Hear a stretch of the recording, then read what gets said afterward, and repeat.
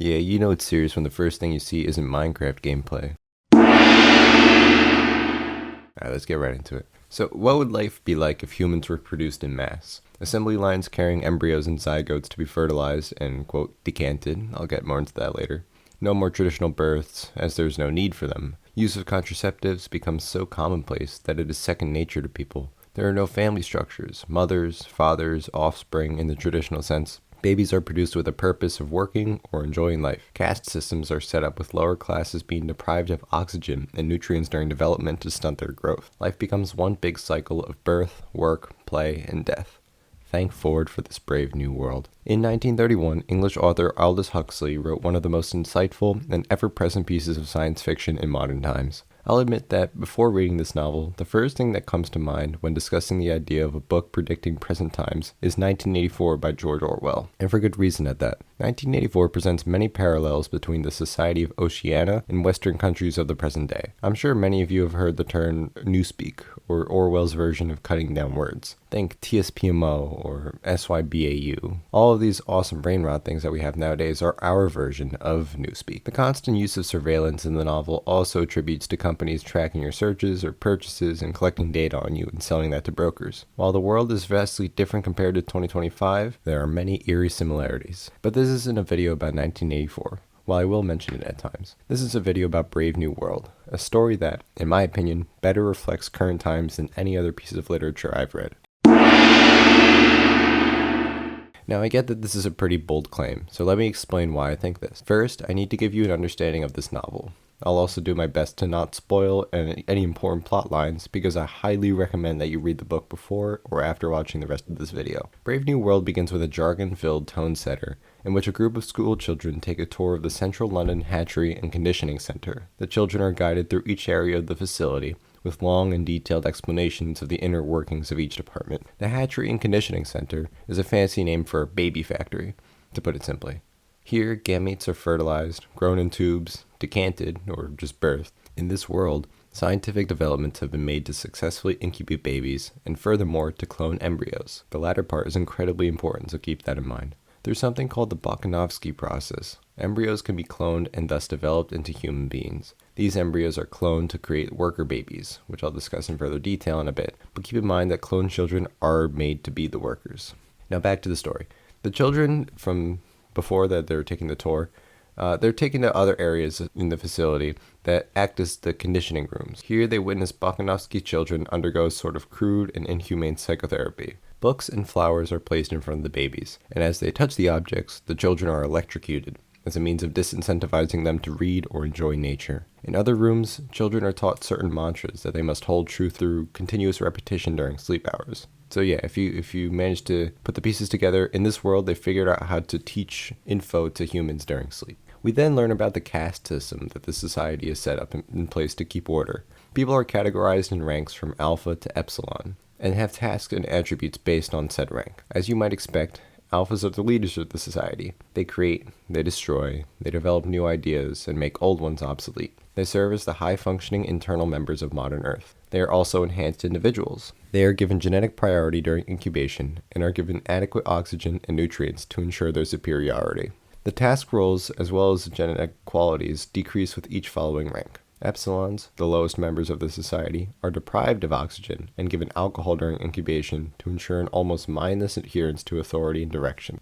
I looked into how some people ended up in certain classes, but the only notable constant is that members of Gamma class and lower are Bokanovsky clones. The rest are all individual people. Huxley also mentions that there are other versions of these facilities across the world, with each looking to increase their production numbers, so I'm going to take racial prejudice, at least direct racial prejudice, out of the question. Now, this is back in the 1930s, so racial bias is likely embedded into some of the cultural norms Huxley writes about.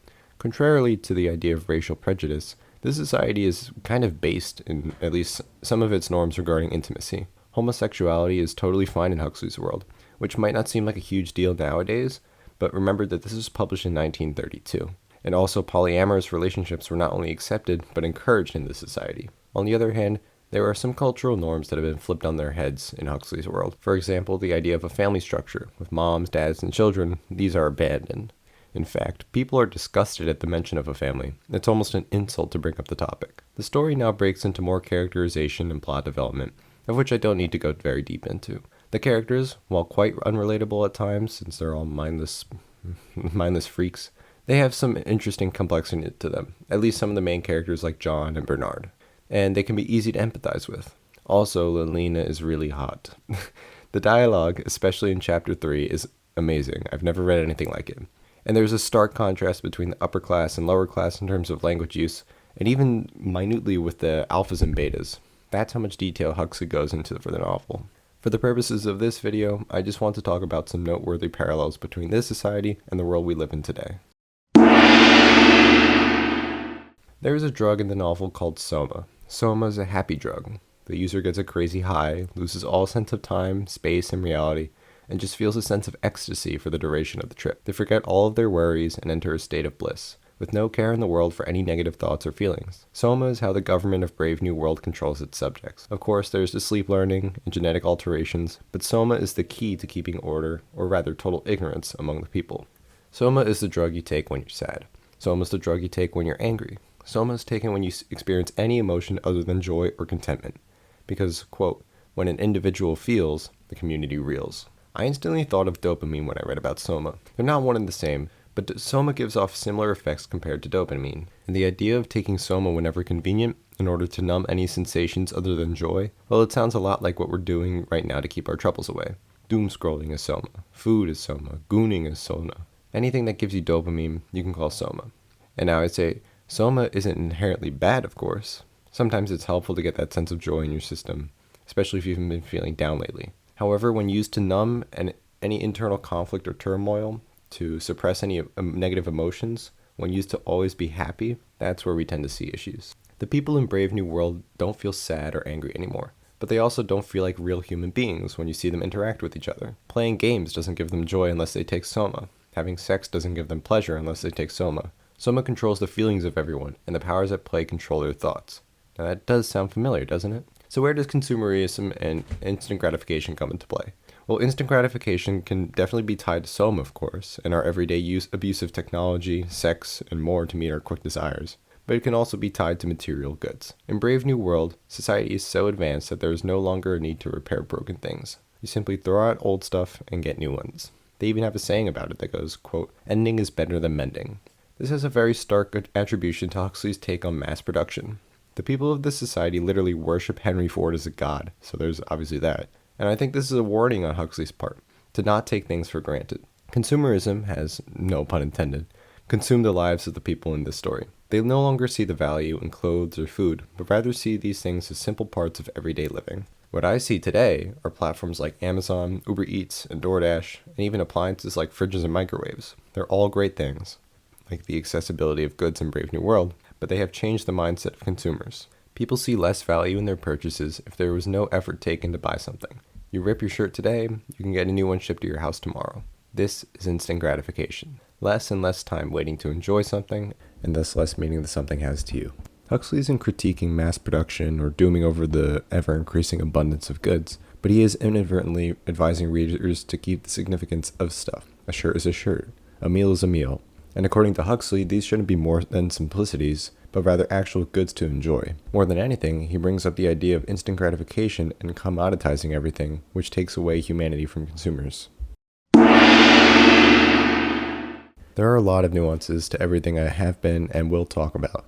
I've tried my best to keep things impartial, but in this section I do have a clear and cut bias against capitalism, especially neo-capitalism or late-stage capitalism as some call it. While not outright stating it, Huxley bases pretty much all of his functions and structures of his society as products of capitalism.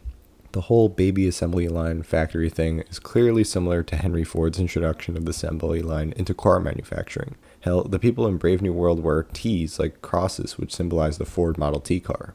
Where there are factories calls for people to work in them, and that's where we get the development of Bokanovsky children and the class system of the society, which I mentioned earlier. Overproduction and consumption of goods stems from a government interwoven with capitalism with the sole purpose of production. Soma being tied to this is a bit of a stretch, but I'll do my best to explain the connection. I think that the development of Soma is similar to the sleep teaching and conditioning programs. The goal in mind is to control the masses, to keep them happy and content with their boring lives so that they can continue to work and work without so much as a single negative thought ensnaring their minds. I'm not sure if Huxley is critiquing capitalism, because he doesn't necessarily outright state it, but all signs point to yes, he's doing that. And if we've learned anything about late-stage capitalism and consumerism and hyperproductivity and overconsumption, it's that the select few who make the rules get to enjoy the game. Everyone else ends up as cogs in the machine, no pun intended. There is so much more I can get into about why I don't like capitalism in this day and age, but that would require a whole separate discussion, one in which I do much more research than I have for this video. But in the meantime, just know that the system isn't perfect, far from it in fact, and the setting of Brave New World shows that case in point. I kid you not when I say that I covered about 5 chapters of the novel in this entire discussion. I didn't mention the savages that the characters meet, which are just normal people who happen to be Native American. I didn't mention the normalized practices of polygamy and the prohibited practices of fornication. There is so much more depth to this novel that I genuinely can't talk about in just one video.